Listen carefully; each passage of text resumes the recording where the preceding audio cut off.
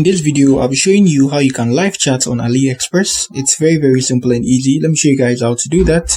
So now on your AliExpress account like this, tap on your account there at the bottom right corner of your screen there, and you can see Live Center there, or you can see Help Center. Just tap on the Help Center. Good.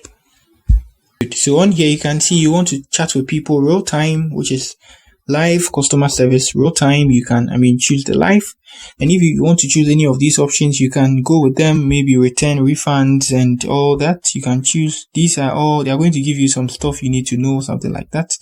In this case, I want to talk to someone real time, so tap on the online service. Good. And that's it. So now you write your question here. You can see Eva, hi. Good. And you send it. And Eva should reply me. Good. That's it on how you chat live with customer service on AliExpress. If you are new here, just give me a like, subscribe to my channel. That's it. Peace.